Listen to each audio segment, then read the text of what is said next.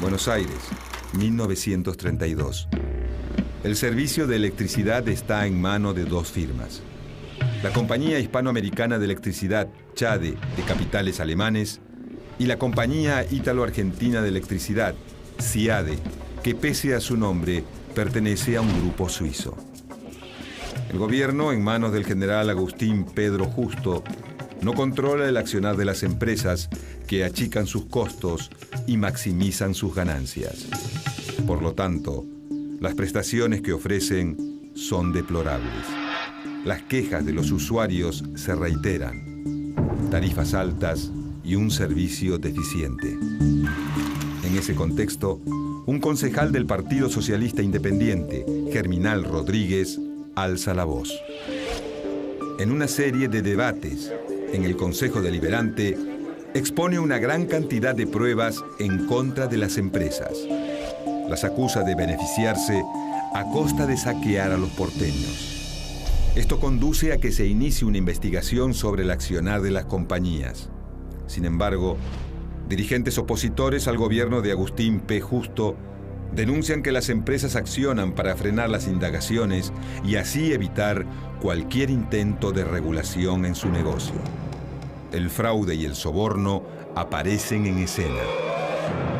La historia del servicio eléctrico en el país está teñida por un largo manto de corrupción.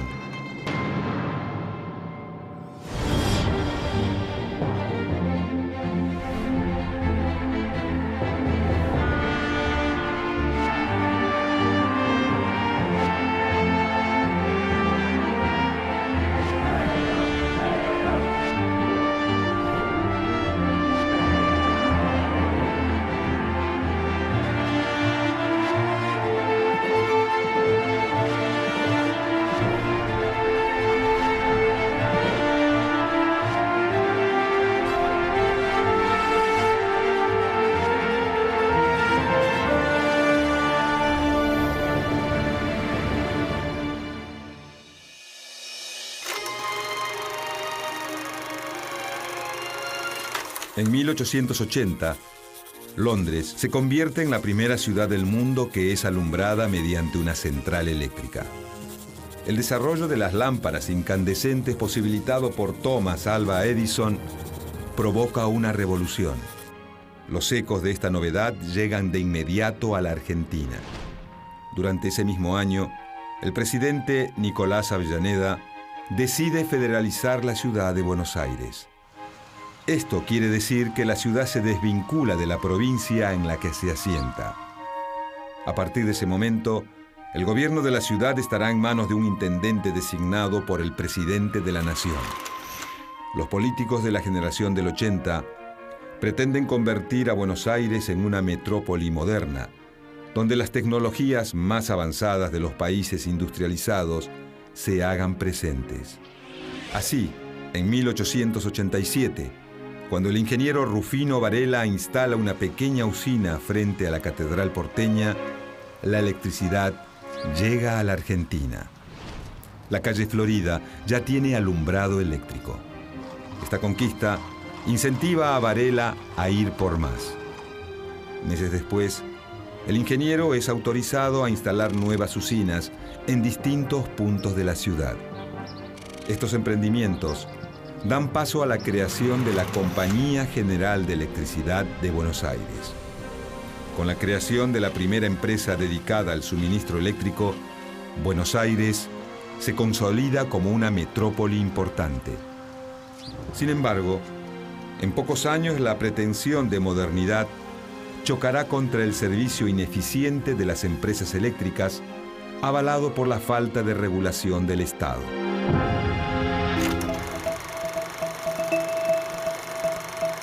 En poco tiempo, surgen nuevas empresas que se suman al negocio de la electricidad.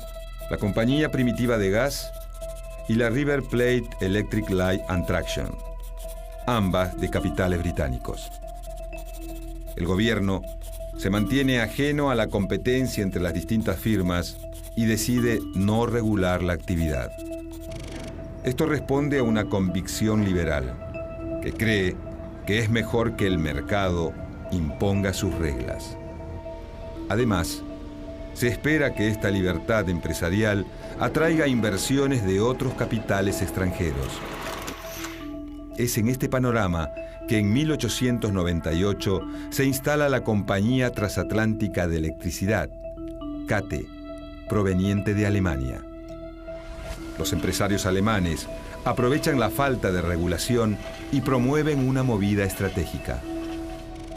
La CATE compra las restantes compañías eléctricas locales y conforma un monopolio que evita cualquier tipo de competencia. Ante el nuevo escenario, aumentan las denuncias de los consumidores por abusos en las tarifas y la pésima calidad de las prestaciones. Al no tener competencia, la CATE desoye los reclamos y prosigue con sus negocios. No obstante, desde el gobierno municipal, un funcionario impulsa un proyecto que busca limitar el monopolio energético y cambiar la situación.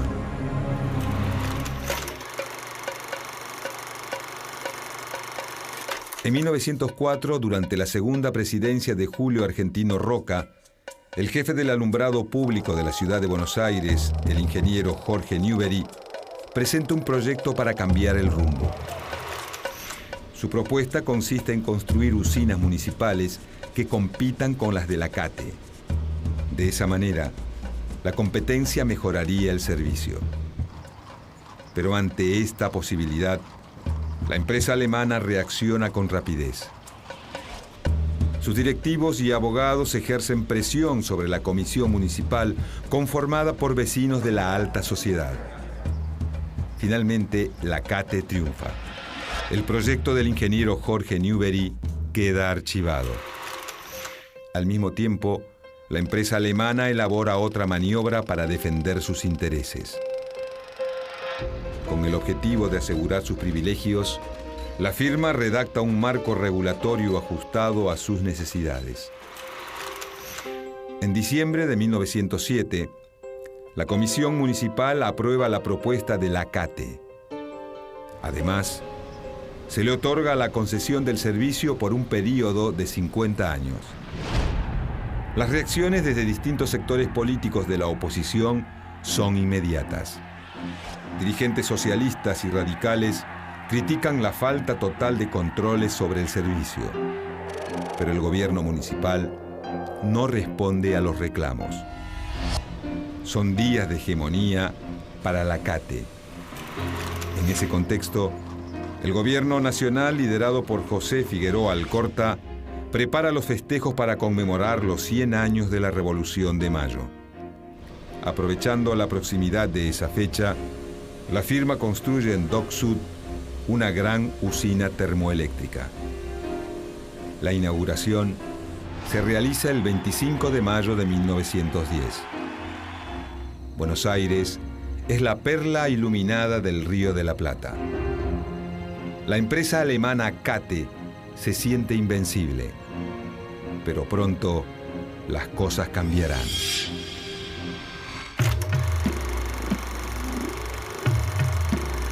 A medida que la ciudad de Buenos Aires crece y se expande, la demanda energética aumenta. Y las quejas frente al pésimo servicio que brinda la empresa se multiplican. Finalmente, en octubre de 1912, durante la presidencia de Roque Sáenz Peña, las autoridades intentan buscar una solución al problema. Con el objetivo de estimular la competencia y bajar los precios de las tarifas, se autoriza la instalación de una nueva firma dedicada a la producción, distribución y venta de electricidad por el plazo de 50 años. Se trata de la compañía ítalo-argentina de electricidad, SIADE.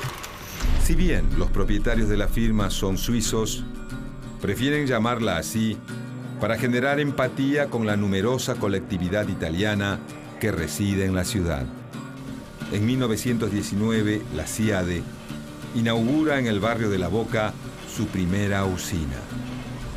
Es un primer paso para descentralizar el mercado energético. Pero el resultado no es el esperado. En el contrato municipal no se estipula que las empresas deban competir. La CATE y la CIADE se dividen el territorio de la ciudad y operan en diferentes zonas. Nuevamente, el gran perdedor es el usuario. Una de las infracciones más comunes por parte de las empresas es la modificación de los medidores para que las tarifas sean más abultadas.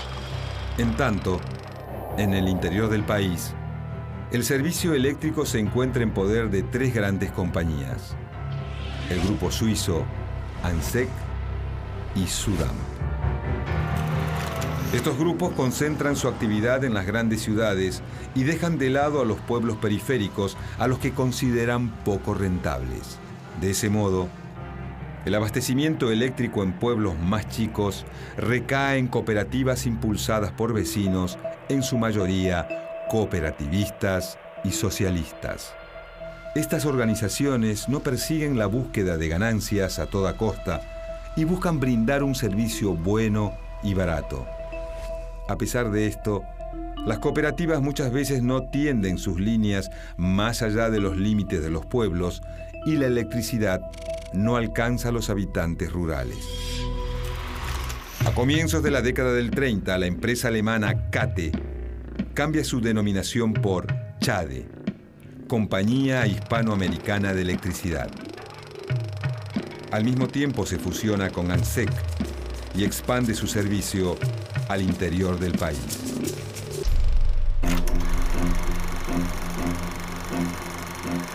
En noviembre de 1932, se inician una serie de debates en el Consejo Deliberante porteño para discutir las denuncias contra las empresas eléctricas. Entre los oradores se destaca un concejal por el Partido Socialista Independiente, Germinal Rodríguez.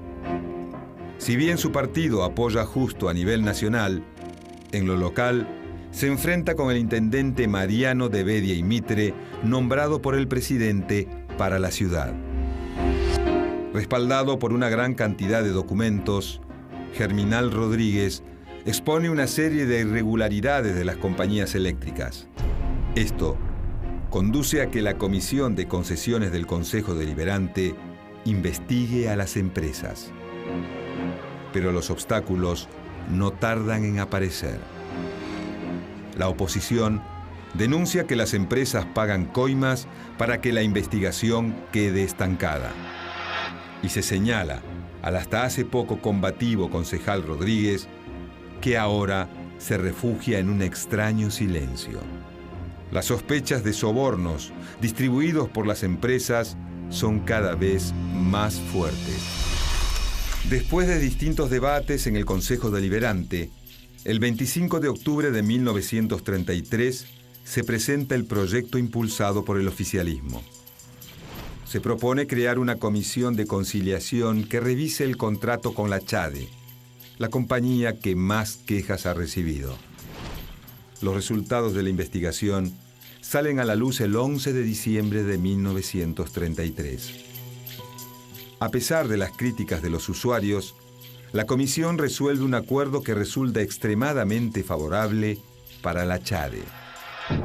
La oposición no se mantiene indiferente. Concejales socialistas, demócratas progresistas y de la Concentración Obrera votan en contra y se retiran de la sesión. A pesar de todo, el intendente Mariano de Bedia y Mitre decide vetar la ley por considerar que no responde a los intereses de la empresa. El concejal de la Concentración Obrera, José Penelón, denuncia la situación, pero una vez más, los usuarios son los que salen perjudicados. A esta altura, la corrupción es un secreto a voces. Poco tiempo después, el director de la CHADE, Rafael Bales, recompensa a 2 miembros de la Comisión de Conciliación con importantes cargos dentro de la compañía. El fraude sobrevuela el desarrollo de la electricidad en la Argentina.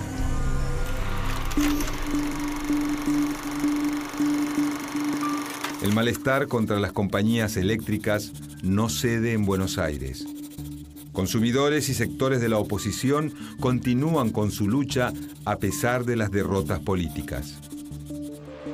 Mientras tanto, las compañías intentan promulgar un nuevo marco regulatorio que siga beneficiándolas. Para ello, aparecen artículos en los diarios en donde se elogia su tarea, así como también se ven repentinos cambios de opiniones en políticos conservadores y radicales. Las sospechas de sobornos vuelven a aparecer en escena. Pese a las denuncias que realizan los concejales socialistas, la ciudad de Buenos Aires prorroga las concesiones originales a las compañías eléctricas. La de la CHADE, ahora llamada CADE, vencerá en 1972 y la de la CIADE en 1977. También se exculpa a las empresas de cualquier irregularidad cometida en el contrato anterior y se les da la potestad de aumentar las tarifas de acuerdo al incremento de los salarios. A todo eso se suma que al finalizar la concesión, la municipalidad porteña queda obligada a comprar en efectivo las instalaciones de las empresas. Un cambio comienza a gestarse en la vida política del país. El 4 de junio de 1943 se produce un nuevo golpe de Estado que desplaza a Ramón Castillo de la presidencia. Tras un fugaz paso del general Arturo Rawson, asume el general Pedro Ramírez. El nuevo mandatario cambia el enfoque respecto al servicio eléctrico.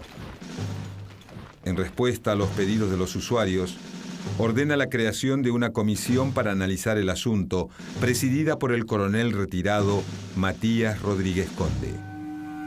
Un año y medio más tarde, la comisión presenta su informe. El resultado es contundente. Las empresas de suministro eléctrico han manipulado e infringido la ley a su gusto. La propuesta que se eleva es la de la expropiación de las compañías. Los consumidores parecen por fin haber encontrado cauce a sus reclamos. Pero las empresas todavía mantienen su influencia en la vida política. El sucesor de Ramírez, el general Edelmiro Farrell, decide no aplicar las medidas propuestas por el informe Rodríguez Conde. En un informe enviado a la justicia, Farrell proscribe los delitos imputados a las compañías eléctricas. Indica que la justicia debe resolver y esta dicta que los delitos imputados a las compañías eléctricas están prescriptos y que ya no corresponde juzgarlos. Las empresas triunfan otra vez y demuestran que han construido un poder que está incluso por sobre cualquier bandera política. Sin embargo, la aparición del peronismo en 1945 marcará un nuevo quiebre en la historia.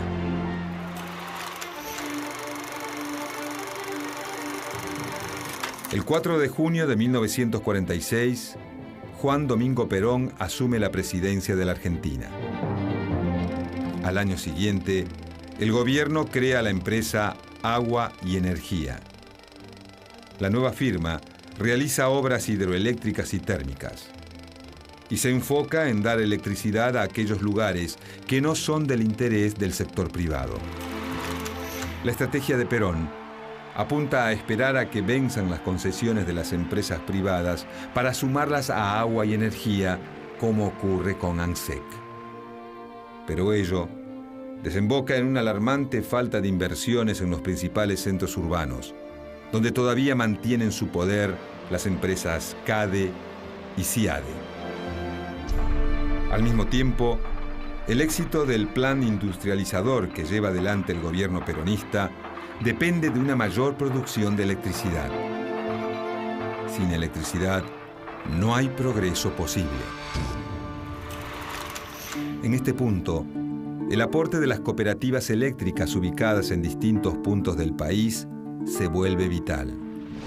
En el marco del segundo plan quinquenal, las cooperativas reciben créditos blandos que les permiten sobrellevar los costos de producción.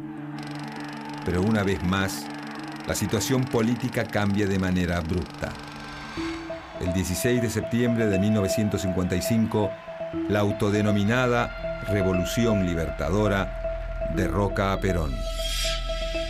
El general Eduardo Lonardi asume el poder. En principio, el nuevo gobierno dictatorial no contempla cambios significativos en relación a los reclamos de los consumidores. Pero la situación parece modificarse en 1957.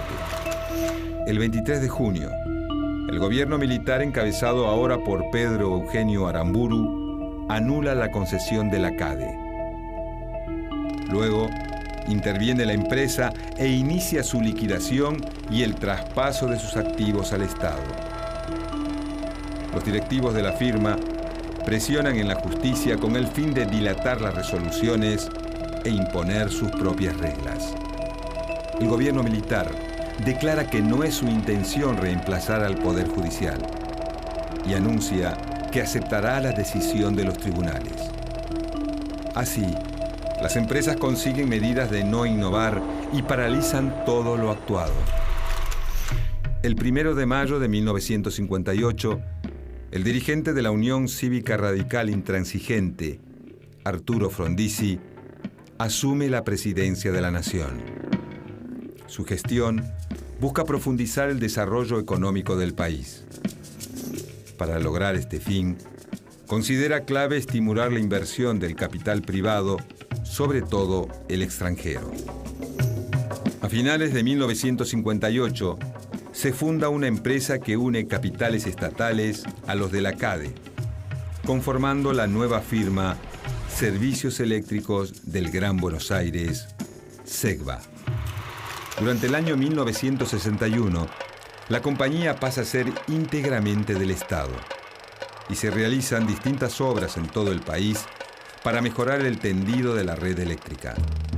En tanto, Frondizi decide renovar la concesión de la CIADE, la otra empresa prestadora de servicios eléctricos. El nuevo contrato anula todos los anteriores y tiene la particularidad de no contar con fecha de vencimiento. En 1964, bajo la presidencia del radical Arturo Illia, se avanza en un proyecto de nacionalización de la CIADE, pero el golpe de Estado de 1966 deja al proyecto inconcluso. Una vez más, la influencia de las grandes empresas vuelve a condicionar las decisiones soberanas del país.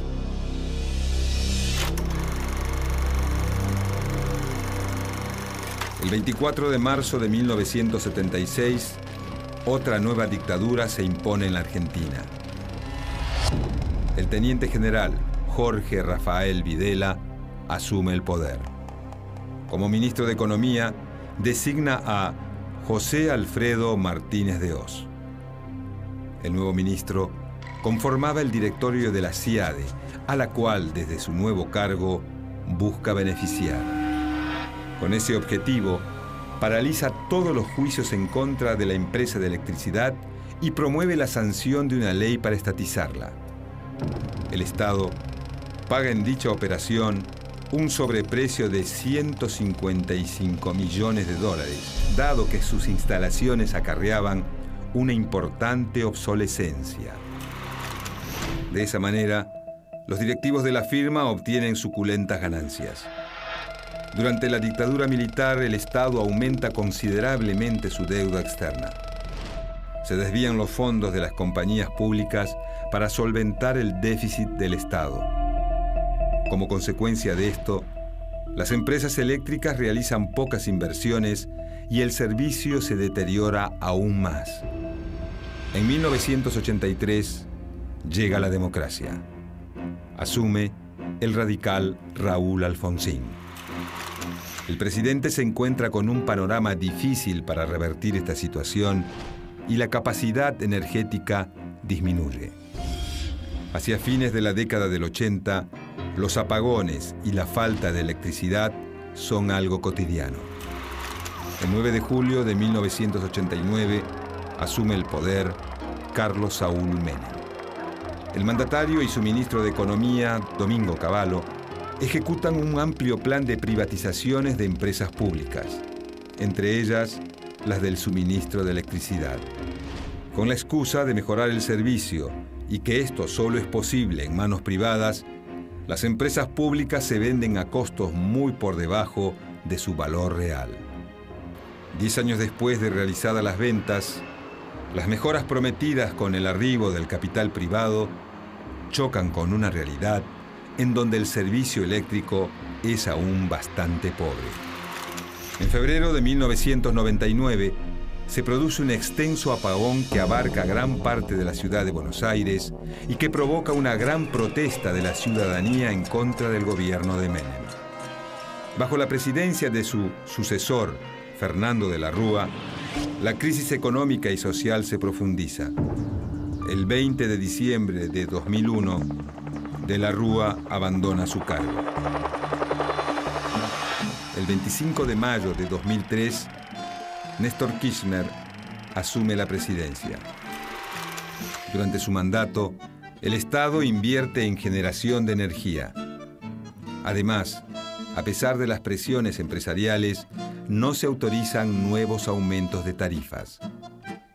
Poco a poco, una historia asignada por la corrupción y las estafas comienza a cambiar.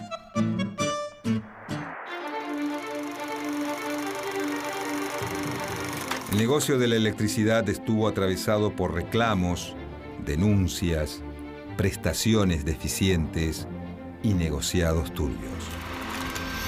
Luego de un largo periodo de inacción, el Estado pasó a involucrarse para regular el servicio. Sin embargo, la constante presión de las compañías para consolidar un negocio que les resulte altamente redituable sigue manteniéndose. La energía eléctrica es fundamental para el crecimiento del país. El desarrollo industrial depende de la existencia de un servicio y prestaciones de calidad.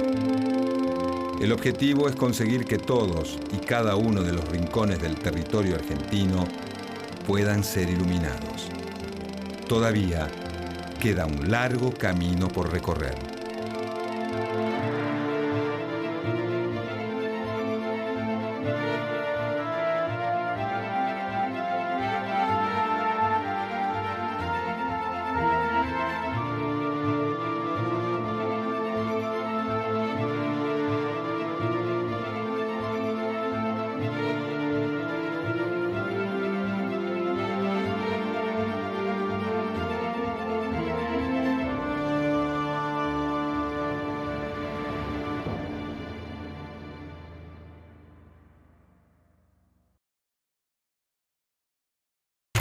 Buenos Aires, 1932. El servicio de electricidad está en manos de dos firmas. La Compañía Hispanoamericana de Electricidad, CHADE, de capitales alemanes, y la Compañía Ítalo-Argentina de Electricidad, CIADE, que pese a su nombre, pertenece a un grupo suizo. El gobierno, en manos del general Agustín Pedro Justo, no controla el accionar de las empresas que achican sus costos y maximizan sus ganancias. Por lo tanto, las prestaciones que ofrecen son deplorables. Las quejas de los usuarios se reiteran. Tarifas altas y un servicio deficiente. En ese contexto, un concejal del Partido Socialista Independiente, Germinal Rodríguez, alza la voz. En una serie de debates en el Consejo Deliberante, expone una gran cantidad de pruebas en contra de las empresas. Las acusa de beneficiarse a...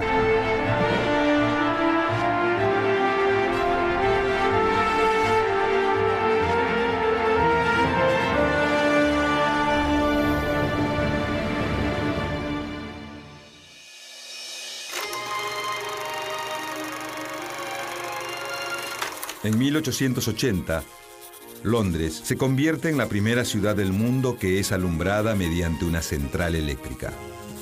El desarrollo de las lámparas incandescentes posibilitado por Thomas Alva Edison provoca una revolución.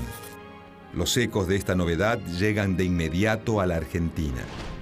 Durante ese mismo año, el presidente Nicolás Avellaneda decide federalizar la ciudad de Buenos Aires. Esto quiere decir que la ciudad se desvincula de la provincia en la que se asienta. A partir de ese momento, El gobierno de la ciudad estará en manos de un intendente designado por el presidente de la nación. Los políticos de la generación del 80 pretenden convertir a Buenos Aires en una metrópoli moderna, donde las tecnologías más avanzadas de los países industrializados se hagan presentes. Así, en 1887, cuando el ingeniero Rufino Varela instala una pequeña usina frente a la Catedral porteña, la electricidad llega a la Argentina. La calle Florida ya tiene alumbrado eléctrico. Esta conquista incentiva a Varela a ir por más. Meses después, el ingeniero es autorizado a instalar nuevas usinas en distintos puntos de la ciudad. Estos emprendimientos dan paso a la creación de la Compañía General de Electricidad de Buenos Aires. Con la creación de la primera empresa dedicada al suministro eléctrico, Buenos Aires se consolida como una metrópoli importante.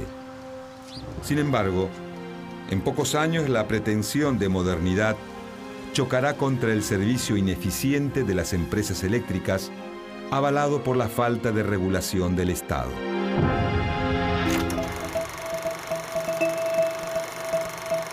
En poco tiempo, surgen nuevas empresas que se suman al negocio de la electricidad. La Compañía Primitiva de Gas y la River Plate Electric Light and Traction, ambas de capitales británicos. El gobierno se mantiene ajeno a la competencia entre las distintas firmas y decide no regular la actividad. Esto responde a una convicción liberal, que cree que es mejor que el mercado imponga sus reglas. Además, se espera que esta libertad empresarial atraiga inversiones de otros capitales extranjeros. Es en este panorama que en 1898 se instala la Compañía Transatlántica de Electricidad, CATE, proveniente de Alemania, a costa de saquear a los porteños. Esto conduce a que se inicie una investigación sobre el accionar de las compañías.